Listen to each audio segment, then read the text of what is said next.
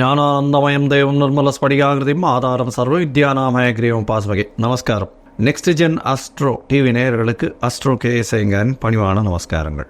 மாத பலன், குரோதி வருஷம் சித்திர மாதத்தினுடைய பலனை பற்றி பார்க்குறோம். முதல்ல இந்த மாதத்தினுடைய கோல்சாரம் என்ன, அதற்கு பிறகு இந்த மாதத்தில் வரக்கூடிய விசேஷ நாட்கள் என்ன அப்படின்றத பார்த்துட்டு இந்த மாதத்தின் மேஷம் முதல் மீனம் வரை ஒரு ராசிக்கான பலன்கள் என்ன அப்படின்றத பார்க்கலாம்.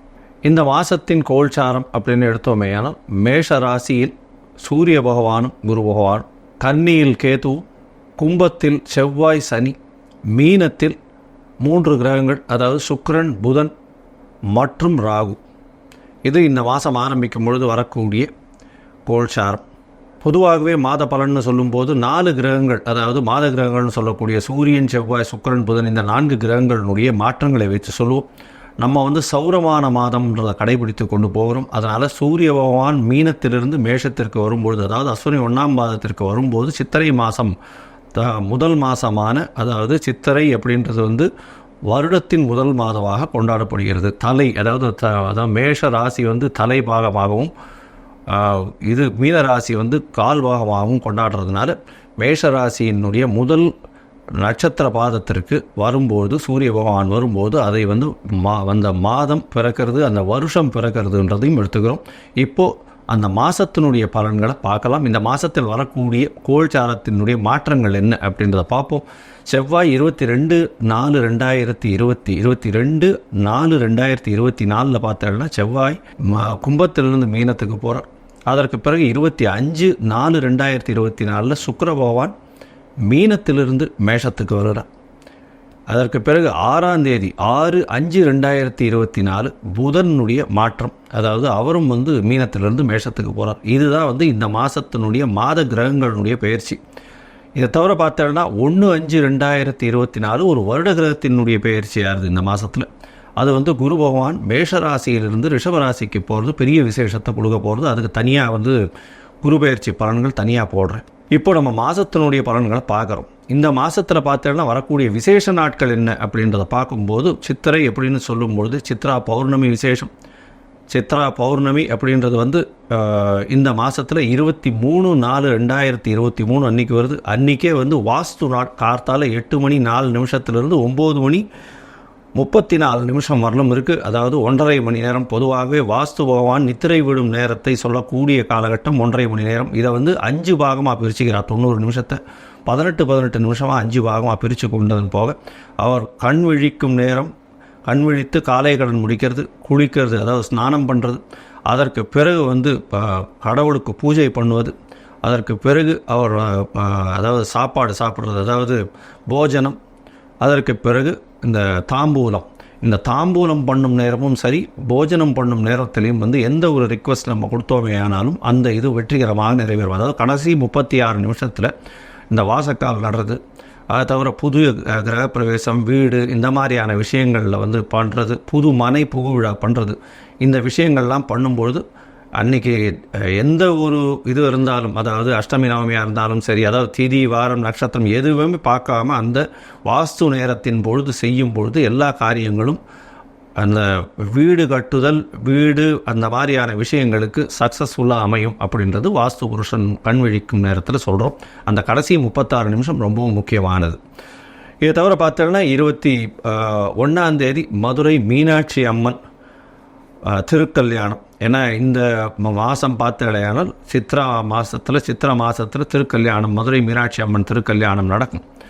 பொதுவாகவே பார்த்தோன்னா 12ஆம் தேதியே வாழ்ந்து உற்சவம் ஆரம்பிச்சிடும். 12/4 21/4/2024 வரணும் உண்டான நாட்கள் இந்த மதுரையில் மிகப்பெரிய சித்திரை திருவிழா அப்படின்னு ஒரு 10-12 நாள் விசேஷமாக கொண்டாடக்கூடிய காலகட்டமாக இருக்கும். அக்னி நட்சத்திரம் இந்த மாதம் ஆரம்பிக்கிறது. பொதுவாகவே பரணி 3ஆம் பாதத்தில் சூரியன் பிரவேசம் செய்யும் காலகட்டத்தை அக்னி நட்சத்திரம் ஆரம்பம் என்றும், ரோகிணி 2ஆம் பாதம் முடியும் வரையில் இருக்கிறது. அதாவது ஒரு 8 பாதங்கள், பரணி 3 4, கிருத்திகை 4 பாதம், ரோகிணி 2 பாதம்.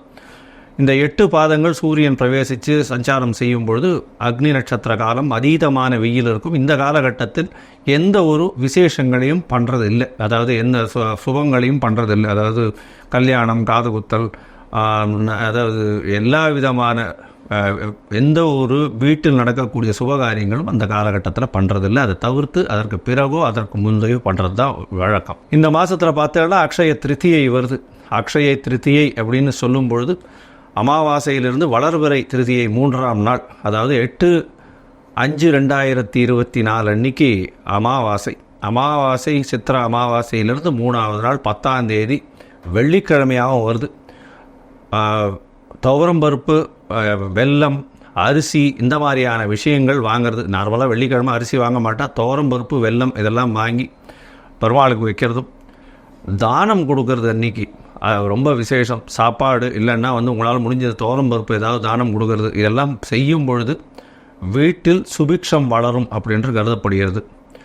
இதை தவிர முடிஞ்சவர்களுக்கு தங்கம் வாங்கி சேமிக்கக்கூடியது. ஏன்னா அக்ஷய திருத்தியை அப்படின்னும் பொழுது குரு பகவான் எல்லா அக்ஷயத்துக்கும் அவர் தான் அதிபதியாக இருக்கக்கூடியவர், தனகாரகன்னு சொல்கிறதுனால. அதனால் குருவுக்கு உண்டான தங்கத்தை அந்த மெட்டல் வாங்கி வைக்கிறது பெரிய விசேஷம்னு சொல்கிறாங்க. இருந்தாலும் குருவுக்கு உண்டானது நிறைய அடுத்த விஷயங்களும் இருக்குது. அதாவது சுண்டல் பயிர் வாங்கி தானம் கொடுக்கலாம். அன்ற காலகட்டத்தில் அது பெரிய 1 மடங்கு, ஒரு தரம் தானம் கொடுத்தால் 100 மடங்குக்கு சமானமாக அந்த காலகட்டத்தில் வரும். இந்த மாதத்தில் பார்த்தாலேனால் 12ஆம் தேதி, அதாவது 12/5/2024 சித்திரை மாதத்து திருவாதிரை ராமானுஜனுடைய ஜெயந்தி வருது. ஸ்ரீபெரும்புதூர் எல்லா இடத்துலையும் ரொம்ப விசேஷமாக இருக்கும் ராமானுஜருடைய ஜெயந்தி. இது ஒரு பெரிய விசேஷம், ஒரு பெரிய மாற்றத்தை ஏற்படுத்திய மகானவர், வைஷ்ணவ சம்பிரதாயத்தில் பெரிய ஏற்றங்களை கொடுத்தவர். சரி, இப்போது மேஷம் முதல் மீனம் வரை என்னென்ன பலன்கள்ன்றதை பார்ப்போம். அதுக்கு முன்னாடி என்னுடைய மொபைலில் நம்பர் கீழே போயின்னு இருக்கும். உங்களுக்கு அஸ்ட்ராலஜிக்கல் கன்சல்ட் தேவைப்பட்டதுன்னா எனக்கு ஃபோன் பண்ணுங்க. உங்களுடைய date, time, place of birth, அதை தவிர உங்களுடைய பெயர், உங்களுடைய தாய் தகப்பனின் பெயர் அதை அனுப்பி வச்சேன்னா உங்களுடைய ஜாதகத்தை போட்டு அதில் சந்தி இருக்கான்றதை பார்த்து, சந்தி அப்படின்றது லக்ன சந்தி, சந்திரன் இருக்கக்கூடிய ராசி சந்தி, பாத சந்தி, இது எல்லாம் பார்த்தே ஆகணும். ஏன்னா பாத சந்தி ஏன் பார்க்குறோம் அப்படின்னா 2ஆம் பாதம் 3ஆம், அதாவது பின்ன நட்சத்திரத்தில் வரக்கூடிய காலகட்டமாக லக்னமும் இதுவும் இருந்ததே. ஆனால் ராசி மாறி போயிடும். அதற்கு ஏற்றாறு போல் உங்களுடைய பலன்கள் எல்லாமே மாறக்கூடிய வாய்ப்புகள் உண்டு. அதனால தான் பொதுவாகவே பார்த்தேன்னா சொல்லக்கூடிய பலனுக்கும் அவர்களுக்கு நடக்கக்கூடிய விஷயங்களுக்கும் சம்பந்தமே இல்லாத காலகட்டமாகவே இருக்கும். சில நேரத்தில் அது சந்தியினுடைய பிரச்சனையாக இருக்கும். அதை அசஸ் பண்ணி போட்டதுக்கு அப்புறம் தான் அப்பாயின்மெண்ட் கொடுக்க முடியும். என்னுடைய கட்டணம் என்னன்றதையும் தெரிவிச்சிருக்கேன். அதற்கு ஏற்றாமல் நீங்கள் கட்டணத்தை அனுப்பிச்சிட்டேன்னா உங்களோட டிஸ்கஸ் பண்ணுறதுக்கு.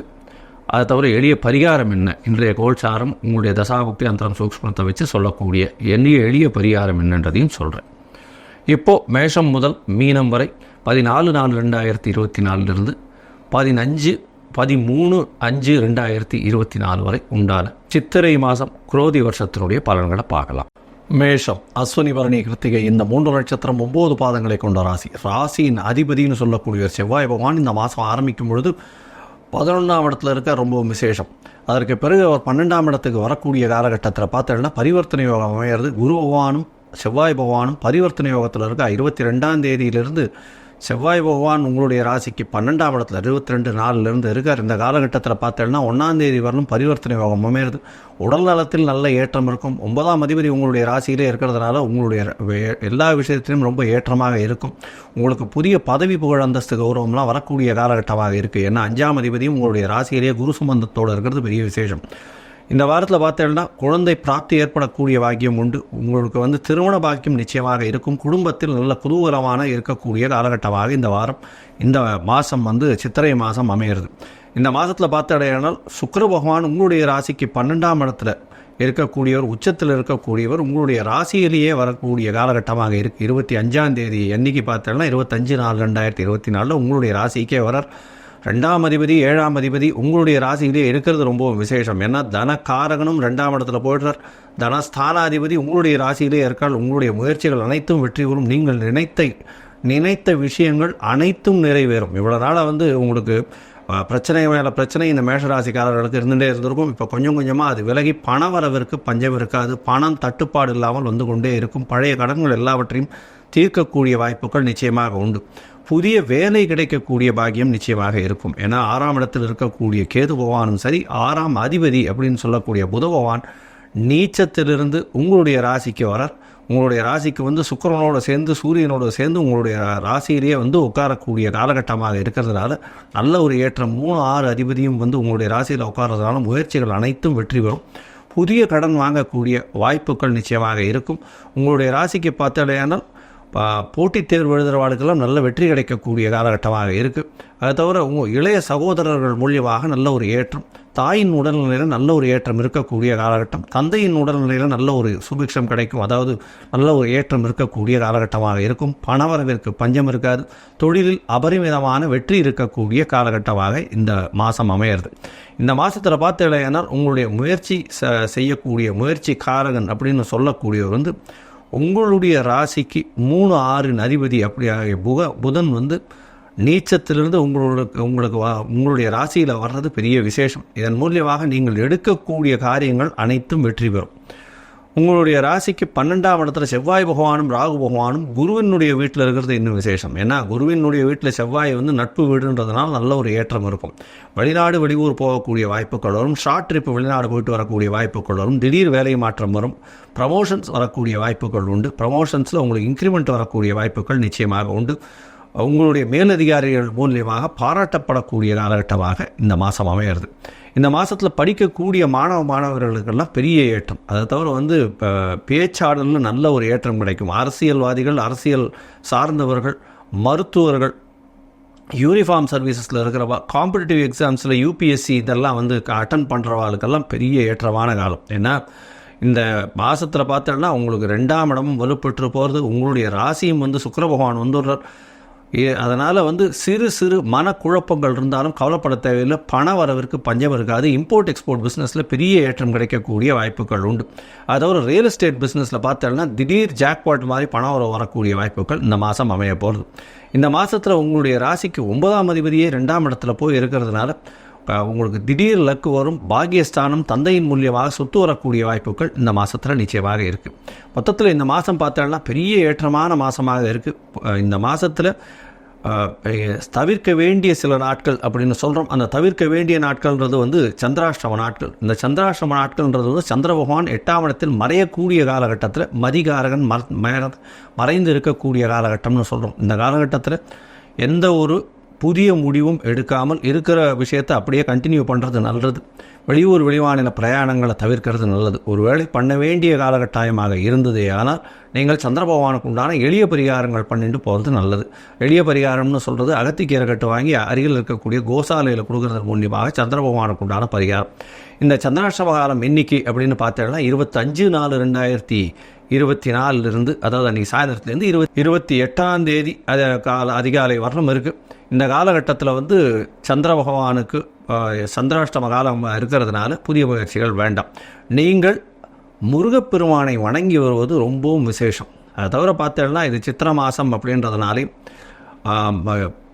இது வழிப்போக்கர்களுக்கு தண்ணீர் தானம் கொடுக்கறதும் இளநீர் வாங்கி கொடுக்கறதும் உங்களுடைய பிரச்சனைகளிலிருந்து எல்லா விதமான சுபிக்ஷங்களும் வரக்கூடிய வாய்ப்புகள் நிச்சயமாக உண்டு. லோகா சமஸ்தா சுகினோ பவந்து. நன்றி, நமஸ்காரம்.